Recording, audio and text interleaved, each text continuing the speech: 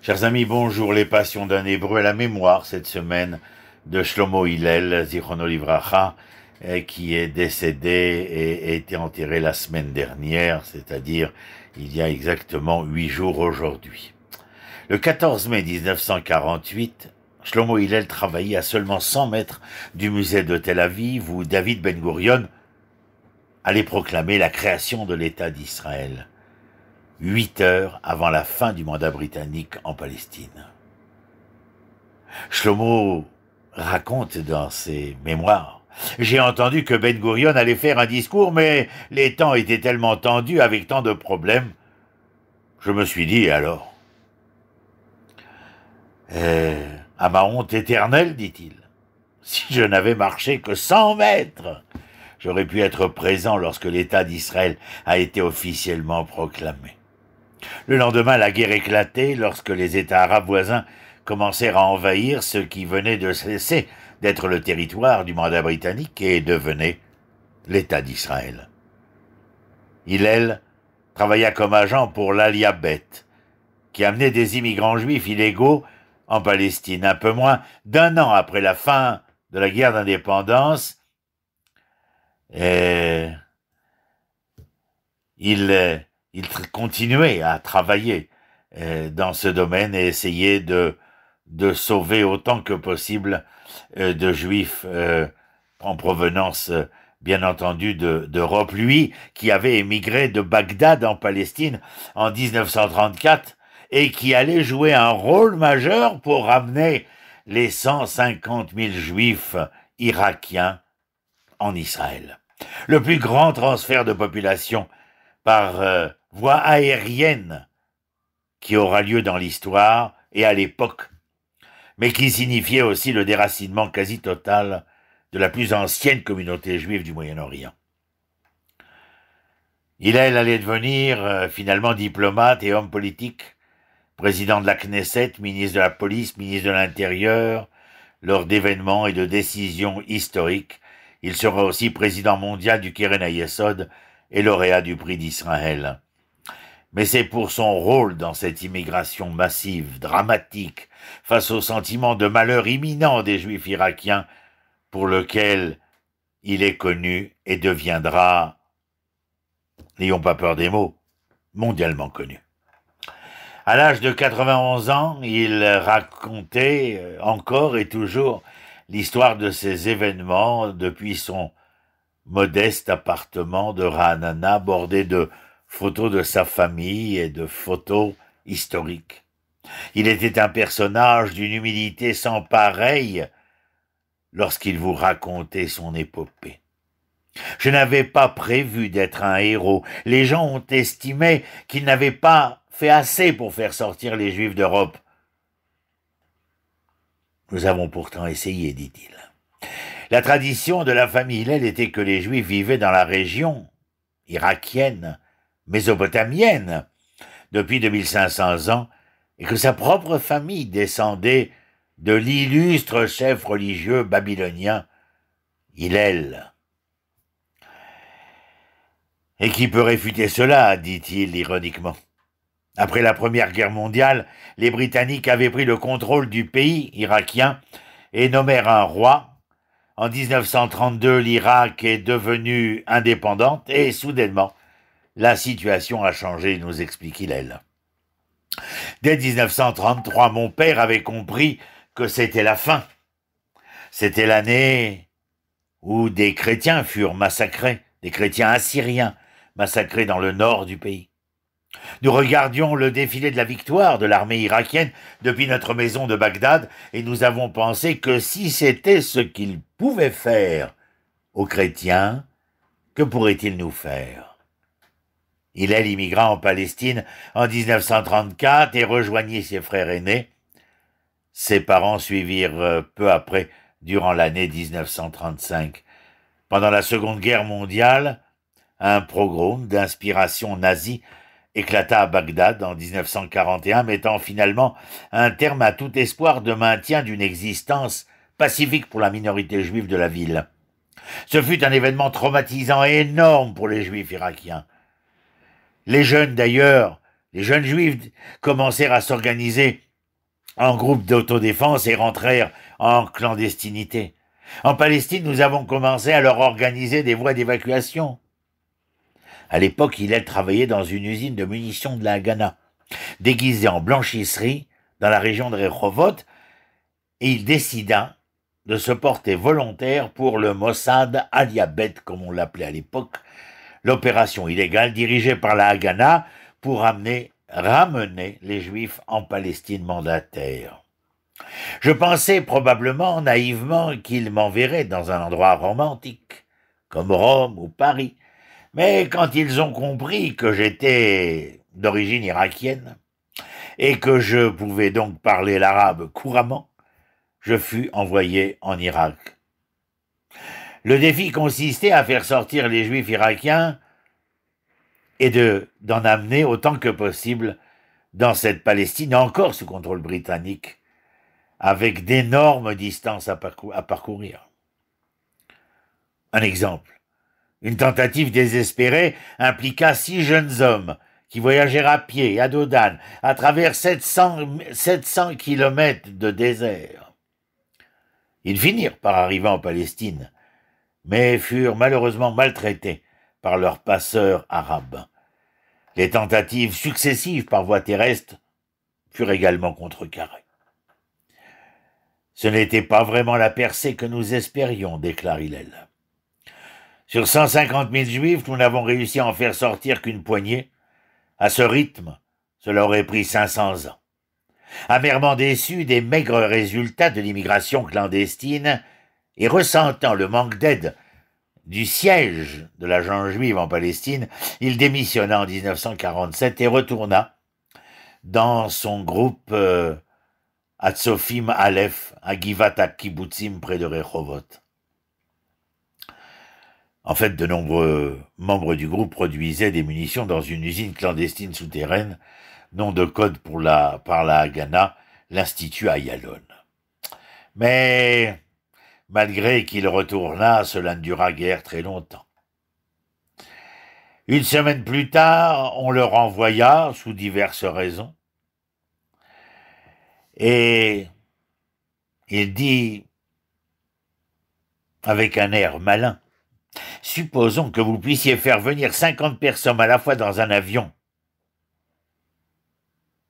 me demandèrent mes patrons de l'Aliyabet. Jusque-là, personne dans le service n'avait jamais volé, et comme j'avais volé 2 fois dans un avion, j'étais donc à leurs yeux un expert, nous dit-il. L'Aliyabet avait conclu un accord avec 2 Américains, anciens pilotes de l'armée américaine, qui avaient acheté des avions C-46 Commando, excédentaires du stock américain, et se sont engagés pour des emplois à des degrés divers de légalité. Le prix convenu de ce premier vol fut de 100 livres par passager, pour un total de 5000 livres à payer en pièces d'or à l'atterrissage en Palestine. Ce sera là la toute première fuite d'immigrants illégaux. Je me suis soudainement retrouvé à voler avec ces 2 géants américains, moi le petit Schmendrick, nous dit-il, dans un plan impossible qui semblait tout droit sorti d'un scénario hollywoodien. L'histoire de ce vol fantôme numéro 1 qui a finalement réussi à ramener 50 jeunes de Bagdad en Palestine. Malheureusement, il n'y aura que 3 de ces vols C-46 amenant des immigrants, car la Haganah a donné la priorité aux avions pour la contrebande d'armes. Il était clair que la guerre était sur le point d'éclater. Après la création de l'État en 1948, l'armée irakienne vaincue est retournée en Irak. Le gouvernement adopta une politique anti-juive. Les Juifs occupant des postes gouvernementaux ont été licenciés et des centaines ont été arrêtés pour activités sionistes ou communistes, condamnés à de sévères peines de prison ou à de lourdes amendes. Un homme d'affaires juif bien connu, Shafik Hades, a même été pendu publiquement à Bassora pour l'accusation douteuse de vente d'armes à Israël et aux communistes. Mais il était interdit aux Juifs de quitter le pays. Paniqués, ils ont commencé à fuir vers l'Iran. Hillel a été envoyé à Téhéran. Au départ, il a commencé à réserver des chambres d'hôtel pour accueillir les réfugiés, mais sans fonds ni famille affluant quotidiennement, la situation devenait désespérée. En un an seulement, 12 à 13 000 juifs irakiens avaient fui vers Téhéran. De plus en plus de mes anciens compatriotes voulaient venir. Je n'avais aucun moyen de les transporter en Israël et je n'avais pas d'argent, se souvient Hillel. Avec l'accord de la communauté juive locale, Hillel et ses collègues ont installé un camp de transit dans le bâtiment funéraire de l'ancien cimetière juif de Téhéran. En 1950, Hillel, de retour en Israël, entendit que le gouvernement irakien avait adopté un projet de loi spéciale autorisant l'émigration juive à condition que ces derniers renoncent à leur citoyenneté irakienne. Ils avaient un an pour se décider. Cela faisait tout juste moins d'un an que la guerre d'indépendance avait pris fin. Il n'y avait rien ici en Israël. Pas de nourriture, pas de travail. Il a été sur le point de rentrer à Bagdad pour organiser des vols pour amener les juifs irakiens en Israël quand on lui a demandé de rencontrer Lévi Eshkol, alors chef du département des colonies de l'agent juif chargé d'absorber les immigrants sur le point de se déverser dans le pays. Je pensais qu'il allait me féliciter, raconte Hillel, mais au lieu de cela, Eshkol me dit « Si vous les apportez maintenant, alors qu'il n'y a ni travail, ni nourriture, ni logement, ils commenceront à manifester contre nous. Je vais les rassembler et les amener à votre kibbutz, mon cher Hillel, pour y faire face. » J'hésitais donc, et je pensais que je ne partirais jamais. Ensuite, voilà que l'on m'appela pour rencontrer Ben Gurion, et il me dit « J'ai entendu dire que vous êtes allé voir Eshkol. Tout ce qu'il a dit est vrai, il n'y a pas de nourriture, pas de travail, pas de maison. Hillel, allez les chercher maintenant, aussi vite que possible. Qui sait quand les Irakiens changeront d'avis ?» Et je suis parti, déguisé cette fois en Richard Armstrong, un représentant américain d'une compagnie de charter détenue secrètement par l'agent juive, cherchant à gagner un contrat pour faire voler les Juifs hors d'Irak. En règle générale, Hillel minimise son rôle.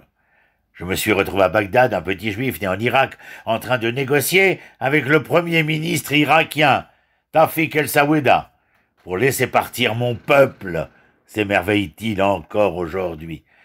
Quelques 140 000 Juifs irakiens seront transportés par avion vers Israël via Chypre dans le cadre de ce qui sera appelé plus tard l'opération Ezra et Nehemia. Et en 1951, Hillel rentre en politique. Il rejoindra le Mapai et il sera surtout pris parce qu'il était un juif oriental et que la colère grondait parmi les juifs venant et d'Afrique du Nord, mais surtout d'Irak. Golda Meir était alors ministre du Travail et il critiqua le fait qu'il n'y avait pas de logement convenable pour les nouveaux immigrants. Et il nous déclare « Elle m'a toujours détesté pour ça, elle ne m'a jamais pardonné. » Il l'a rajouté tristement d'ailleurs. Hillel va quitter la Knesset, rejoindre le ministère des Affaires étrangères en 59. Il va devenir un des ambassadeurs, un des premiers ambassadeurs qui vont mettre sur pied ces relations célèbres entre nombre de pays africains nouvellement indépendants et l'État d'Israël. Il a été aussi ministre de la police et de 69 à 77 et ministre de l'Intérieur en 74. Et il y a quelque chose avec lequel je voudrais terminer et vous raconter. Et c'est son implication dans une autre alia. En tant que ministre de l'Intérieur, il est celui qui va donner l'autorisation de l'alia des Juifs éthiopiens vers Israël. Et en tant que ministre de l'Intérieur, en 1977, il fait adopter une législation qui permettait à ces Juifs éthiopiens d'immigrer en vertu de la loi du retour. Jusque-là, ils n'avaient pas été considérés comme Juifs à des fins d'immigration. À l'époque, le gouvernement et l'establishment rabbinique s'y opposaient. Mais fondant sa décision sur une décision religieuse du grand rabbin Sfarad Ovadia Yosef, selon laquelle la communauté était juive selon la halakha, les juifs éthiopiens furent autorisés à immigrer selon la loi du retour et obtenir la citoyenneté à part entière. Et puis, parmi ces immigrants de 1977, des années 80, bien entendu, il y avait une petite fille. Une petite fille dont va nous rappeler l'existence son fils Harry lors de la nécrologie émouvante qu'il fit à son père, Shlomo Hillel. D'ailleurs enterré, que vous le sachiez, dans le quartier réservé aux grands de la nation sur le mont Herzl. Il a expliqué bien sûr ce que je viens de vous raconter, comment son père avait contribué à l'alliance des Juifs éthiopiens. Mon père a appliqué la loi du retour aux Juifs éthiopiens. Au cours de ces années, une petite fille nommée Natamar vivait en Éthiopie. Grâce à la décision de papa, elle immigra en Israël. Moi, Harry, je fis sa connaissance des années plus tard. Une belle jeune fille. Nous sommes tombés amoureux et nous nous sommes mariés. Mes filles sont les petites filles de Shlomo Hillel et de l'Alia d'Éthiopie. En fait, sans l'imaginer, mon père a signé une décision qui permettrait l'immigration de Juifs éthiopiens sans qu'il puisse deviner que cette décision ferait de lui un grand-père fier et heureux. N'est-ce pas un miracle? En ces jours difficiles, nous devons tirer la leçon, l'unité et l'intégration entre toutes les parties du peuple. C'était un père merveilleux, un grand-père merveilleux. C'était mon père, il nous manquera tellement. Shalom, shalom, les koulam. Toda rabba, les hitraot.